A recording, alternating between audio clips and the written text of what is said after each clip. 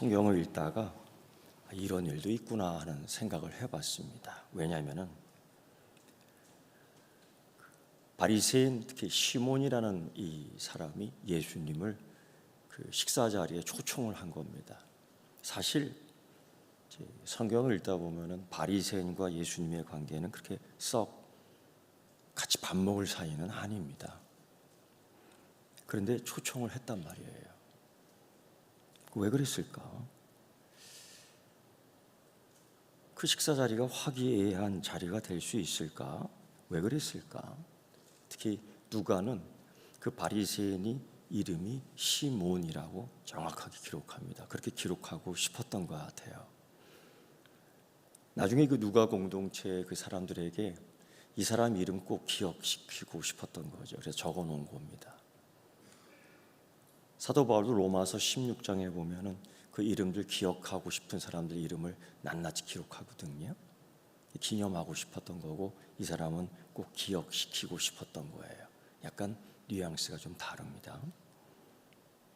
왜 이 바리새인 이 시몬은 예수님의 팬이었나? 그런 사람들이 있었습니다. 초창기에 니고데모 같은 사람은 사실 그랬죠. 아니면 다른 의도가 있을까?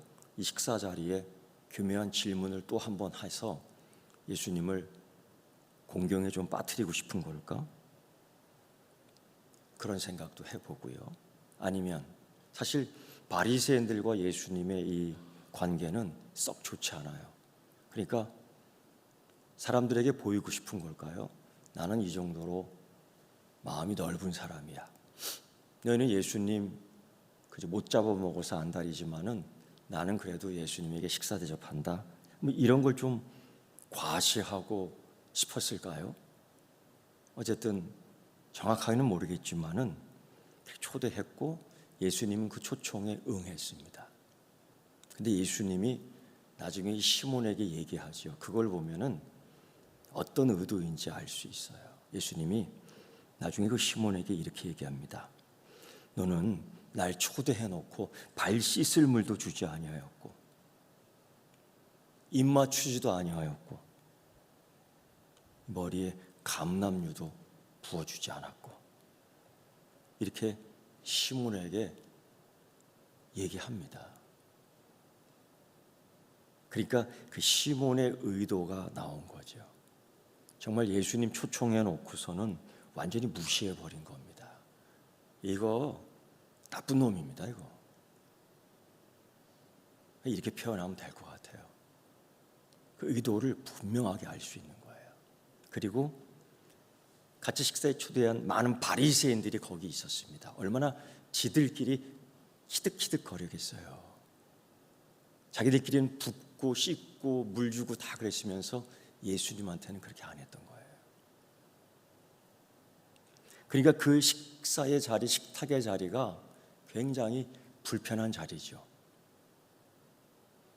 그러니까 의도를 가지고 초청했으니까 그 불편한 자리가 식탁의 자리가 굉장히 위험한 자리가 될 수 있어요. 제자들이 그걸 볼 때 얼마나 불편하고 위험했을까. 그런 자리에 예수님이 초청을 받은 겁니다. 그리고 응한 겁니다. 이때에 어떤 일이 있었냐면은 이 갈릴리 바리새인 이 시몬의 집에 한 여인이 들어와 예수님 발 앞에 엎드리고 울고 눈물을 쏟고 자기 머털로 예수님 발을 씻고 향유를 부어버렸어요. 근데 이 시간이 그 어느 날 갑작스럽게 훅 들어온 게 아니라 집을 들어오는 겁니다. 이렇게. 시간적 경과가 꽤 되는 거예요. 근데 누구도 그녀를 저지하지 못했고 예수님도 그녀의 행동을 지켜만 봤던 거예요. 그리고 주변의 이 바리새인들은 깜짝 놀란 거죠. 왜? 누가는 그렇게 얘기해요. 이 여자는 이 동네에서 죄를 지은 여자다. 그러니까 이름 석자 얘기 안 해도 다 아는 겁니다. 누가가요, 시몬의 이름은 기록하고 있는데 이 여자 이름 기록하지 않아요. 다 알아요. 무슨 죄인지 다 알아요. 이런 비슷한 일들이 그 베다니에서도 한번 있는데 이건 다른 사건입니다. 오늘은 갈릴리 사건이고 마태복음 26장, 마가복음 14장, 요한복음 12장에 나오는 그거는 베다니에 있던 사건인데 같은 향유 붓는 사건이지만은 사람이 달라요. 어쨌든 이 여자는 죄인입니다. 그 바리새인들과 그 시몬은 놀랄 수밖에 없죠. 아니, 초대받지 않은 여인, 초대 안 하지요. 이 여자가 식탁의 자리에 끼면은 자기가 불편해. 이 여자가 식탁의 자리에 오면 혐오스러운 자리가 되는 겁니다. 옆사람들 보기에 상당히 불쾌하고 불편하죠. 왜? 죄인이니까. 죄인과 같이 식사할 수 없잖아요. 그런데 어째서 예수님은 발을 빼지 않느냐 이거죠. 바리새인들은 화들짝 놀라 일어나는 거 아니에요? 근데 예수님은 발을 빼지 않아. 그 여인은 하염없이 울면서 발을 닦고 입을 맞추고 이 자기 머리털이라는 것은 자기의 품행과 연결되어 있는 건데 그걸 상징하는 이 머리털을 가지고 예수님을 닦아요. 극진하게 꺼리낌 없이 눈치 보지 않고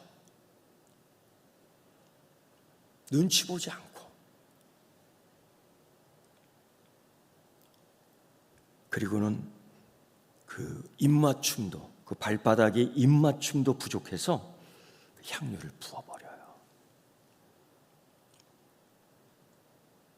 이 나중에 이 예수님 말씀하시는 걸 보면 이 여인은 이 속량, 죄사함에 대한 예수님을 만난 기쁨에 대한 이것이 감사와 사랑의 표현이었다고 예수님은 말씀하고 있어요. 그런데 그 감사하는, 그 사랑하는, 그 경배하는, 예배하는 그 행위를 이 바리새인들은, 이 시몬은 시기하고 불편해하는 거예요. 그리고 이 여자를 비난합니다. 저거 죄인이다.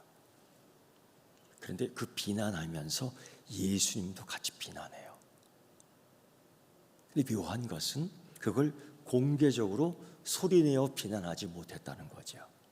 속마음으로. 이 시몬 바리새인은 마음속으로 이렇게 얘기합니다. 저 여자가 죄인인데 예수님이 그걸 모르실까? 하나님이 보낸 사자라고, 선지자라고, 선생이라고? 만약 그거 모르면은 가짜야. 이런 마음으로, 속마음으로 예수님을 비난하며 조롱하며 태어난 척하지만 불쾌하게 있습니다. 그런데 예수님이 그 마음의 소리를 들어요. 희한하잖아요. 예수님이 그 마음의 소리를 듣는다고요. 그리고서 시몬에게 개인적으로 시몬아 들어봐라 하며 이야기한 이 비유 이야기가 오늘 그 이야기예요.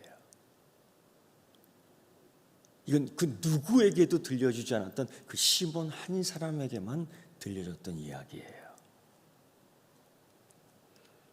마음속으로만 의심하고 마음속으로만 얘기하고 마음속으로만 불쾌하게 했는데 예수님이 그걸 다 들어요. 이 사람이 만일 선지자라면, 만일, 그러니까 예수님을 믿지 않은 거예요. 그러면서도 초대한 거예요. 그 의도가 선생이라고 얘기하지만은 예수님을 그런 의도로 선생을 불렀으면 물을 갖고 와야지. 선생이라고 불렀으면 발을 닦아줘야지. 선생이라고 불렀으면 입을 맞춰줘야지. 선생이라고 불렀으면 감람유 부어줘야지. 나타난 거예요. 아주 불순한 의도예요. 이런 걸 예수님이 들었습니다. 그리고 이 위험한 식탁 자리에서 시몬아 하면서 딱 얘기해 주는 게 오늘 읽은 말씀이에요. 이 위험한 말씀이에요. 위험한 말씀인데 계속 들어보겠습니까? 네? 네. 빚진 자 둘이 있는데 하나는 500데나리온 빚지고 다른 하나는 50데나리온 빚졌다는 거예요. 쉽게 얘기하면 500일치 일을 한 1년 넘게 1년 반이란 거예요. 그 월급이 그 정도의 빚을 졌어요. 어떤 사람은 50데나리온, 그건 50일 일을 한 정도. 근데 둘 다 어떠냐면은 갚을 능력이 없다 이거예요. 이런 걸 안 돈 빌려준 자가 이 50일치나 500일치 빚진 자 모두 다 완전 탕감을 해줬다는 겁니다. 완전 탕감을 예수님이 이야기해요. 그리고서 예수님이 묻는 거죠. 누구에게? 시몬에게 묻는 거예요. 시몬아, 둘 중에 누가 그를 더 사랑하겠느냐? 500일에 이 빚을 지는 사람 다 탕감해 줬지만 이 사람도 완전 탕감이에요. 이 사람도 완전 탕감이에요. 근데 그 주인을 볼 때 너는 누구를 더 사랑하느냐라고 생각하느냐라고 질문을 하는데 이 바리새인 시몬은 이제서야 소리내어 얘기합니다. 제 생각에는 많이 탕감받은 자가 더 사랑받는 자입니다라고 딱 얘기해요. 근데 예수님이 뭐라고 답변하신지 아세요? 자기 입으로 그렇게 말한 시몬에게 네 판단이 옳도다 얘기해요. 아까 마음속으로만 소리내지 않고 마음속으로만 불쾌하게 마음속으로만 표시한 그 시몬 바리새인의 대답에 대해서는 설명하지 않고 입으로 얘기한 자기 입으로 이 사람이 더 사랑받는 자라고 얘기하는데 예수님이 네 말이 옳도다라고 얘기해요. 여기서 여러분 이 비유 설명에서 누군지 다 알죠. 그거 왜 모르겠어요? 이 500데나리온 빚진 자가 이 여자예요. 그리고 50데나리온 빚진 자는 이 바리새인들이에요. 그리고 용서해 주는 빚 탕감해 주는 자는 하나님이에요. 이 비유를 왜 모르겠어요? 그리고 예수님은 시몬에게 말씀하시면서 다시 이 여자를 지시합니다. 시선을 돌린 거죠. 그러면서 바리새인 시몬과 이 죄인이라고 판단하는 이 여인에 대해서 그 행동을 비교 분석하셔요. 예수님이. 이거 여러분 가만히 말씀을 읽어보면 살벌한 겁니다. 예수님이 시몬의 행동을 비교하고 분석하셔요. 이게 쉽지 않은 일입니다. 예수님이 그랬죠. 너는 물도 주지 않고 너는 입맞추지도 않고 너는 감람류도 주지 않았다는 세 가지 행동 비교를 해요. 그리고 식사를 초대했어? 불편한 식사죠. 불쾌한 식사 자리죠. 지금은 위험한 식탁의 자리가 된 거예요. 근데 예수님이 시몬에게는 말하는 거예요. 그러면서 시몬은 기본적인 의례도 행치 않은 거예요. 문제는 다른 친구 바리새인들에게는 했겠지요. 성경에 나오지 않아요. 그거 안 하면은 그 바리새인들이 가만히 있겠어요? 그거 안 하면은 바리새인 친구들이 가만히 있겠어요? 예수님에게만 안 한 거예요.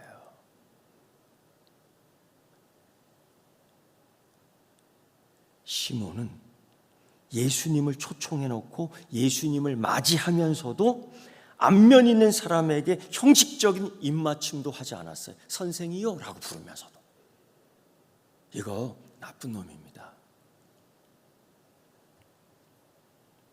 그런데 이 여인은 예수님 발에 입맞췄어요. 예수님이 비교 행동 분석한 거예요. 시몬은 예수님 발에 향유도 바르지 않고 가벼운 인사차례로 감람유를 찍어 머리에 묻혀주지도 않았어요. 그런데 이 여인은 자기가 갖고 있는 값비싼 전부를 털어서, 비싼 겁니다, 예수님 발에 이 향유를 부어버렸어요. 이 다른 복음서에 나오는 이 사건, 누가복음이나 또 요한복음에 보면은요, 이게 이 경제적 가치로 1년치의 임금과 맞먹는다고 그걸 설명해요. 이 가난한 여자가 솔직히 표현하면 그 짓을 해서 번 돈이야. 어쩌면 하루 품팔이에서 번 돈일 수도 있어요. 예수님이 이 바리새인 시몬과 그들이 손가락질한 이 죄인인 이 여자의 행동 비교 분석을 이렇게 한 거예요. 그러면서 시몬을 향해 얘기하죠. 누가 더 사랑받는 자 같아? 이 얘기한 거예요. 예수님은 이 여인의 죄가 용서받았다고 선포하지만 죄를 변명하지 않았어요. 예수님 진리를 축소하지도 않았어요. 예수님 이 여인 죄인인 거 알고 있어요. 그녀의 비행을 여기서 변명 부인하지 않았어요. 예수님은 그 죄가 용서받아야 될 죄, 용서받아야 될 사람 죄인임을 아시고 용서한다고 선포하고 그 죄까지 받아들였던 거예요. 여기서야 우리는요, 좀 살펴봐야 될 것이 있는데, 예수님은 그렇게 말씀하셨어요. 그의 많은 죄가 사해졌다. 이는 그의 사랑함이 많음이다 라고 예수님이 47절 말씀에서 말해요. 이게 무슨 뜻입니까? 여러분, 이거는요, 이 여인과 예수님은 그 전에 만났어요. 그리고 이 여인은 예수님에게 죄 사함에 대한 은혜를 받은 거예요. 그리고서 내가 하나님께 이 죄 사함을 받고 내가 하나님께 이런 은혜를 받고 감사하지 아니할 수 없고 사랑하지 아니할 수 없고 경배하지 아니할 수 없고 드리지 않을 수 없다 하여 예수님이 이 시몬의 집에 있다는 걸 알고 찾아온 거예요. 그리고 부은 거예요.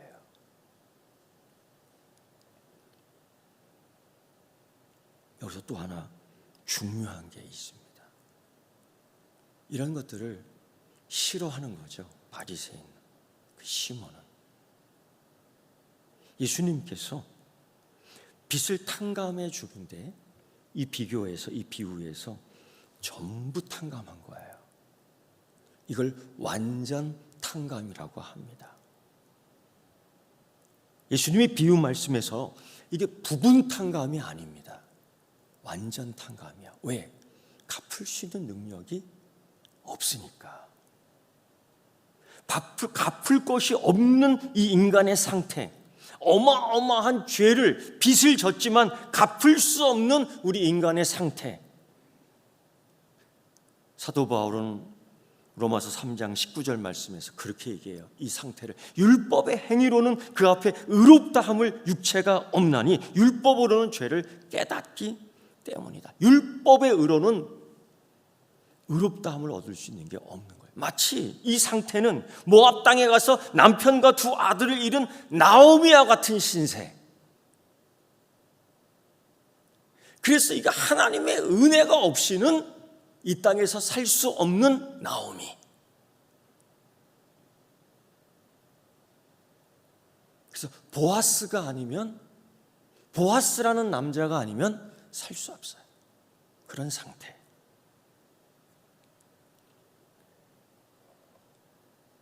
이런 죄 있는 여자를 이 하나님의 자녀로 삼아주신 거죠. 그래서 이 여자는 예수님께 나아 감사를 표현한 겁니다. 사실 자기의 온 모든 것을 드린 거예요. 왜? 새로운 생명을 얻었으니, 그 가치를 아니까. 구약에서는 이런 걸 뭐라고 표현하면 감사 희생 제사라고 그래요. 영어로 표현하면은 sacrifice fellowship offering이라고 그래요. 이런 거. 이걸 이 여인이 한 거지요. 그런데 바리새인 시몬의 집에 모여있던 모두가 이걸 보고서 싫어하는 거예요. 저 죄인이라고. 자기는 그 정도 죄인은 아니라는 거죠. 자기는 부분적 탕감만 받는다는 거예요. 내 열심, 내 열정, 내 형식을 보면 나는 저 완전 탕감받은 자와는 질적으로 다르다는 생각을 하고 있는 것 같아요. 그게 교만이죠. 부분 탕감. 어쩌면 이들은 나는 탕감 받을 게 없어. 나는 탕감 받을 게 없어. 사실 그랬거든요. 나는 삭개와 달라. 나는 저 세리와 달라. 사실 그랬거든요, 다들. 나는 저들보다는 잘 믿어. 부분 탕감. 여기로 교만이 들어오는 거죠. 여러분, 교만은요, 은혜를 못 보게 하는 거예요. 은혜를 못 보면요, 은혜를 받지 못하는 겁니다. 단순하지만 진리예요. 그때에 예수님이 그 부분 탕감으로 만족하거나 난 탕감받을 게 없어라고 자만 교만하는 그들에 대해서 이 여인에 대한 구원을 선포합니다. 네 믿음이 너를 구원했다. 그 믿음이거든요. 그리고 샬롬, 평안하라, 가라 라고 얘기해요. 여러분, 이거 제자에게 표현하는 이 예수님의 이 형식 문구예요. 샬롬, 가라. 이 여인은 제자가 된 거예요. 그런데 그 집에 있던 사람들은 이걸 싫어하는 거죠. 이런 선포를 싫어하는 거죠. 이런 그 여인의 행동을 싫어하는 거죠. 이걸 받는 예수님을 싫어하는 거죠. 저가 누구간데 죄를 사하냐, 또 이런 얘기를 해요. 그런데 여러분, 놀라운 것은 후에 베다니 집에서 이런 향유 붓는 사건이 또 한 번 있었습니다. 물론 이런 죄인은 아니죠. 그런데 그때 제자 가운데 가룟 유다가 그런 얘기를 해요. 왜 허비하느냐? 황당하지 않습니까? 황당합니까? 예수님의 죽음이 허비입니까? 그렇게 얘기해, 가룟 유다가. 이걸 목격하지 않았어요. 이걸 목격했잖아요. 이 사건을 알고 있잖아요. 그런데도 결국 그런 자가 예수님을 은 30명에 팔아먹는 겁니다. 여러분, 이 이야기 속에서 나와 가장 닮은 사람은 누구일까요? 뽑아보세요.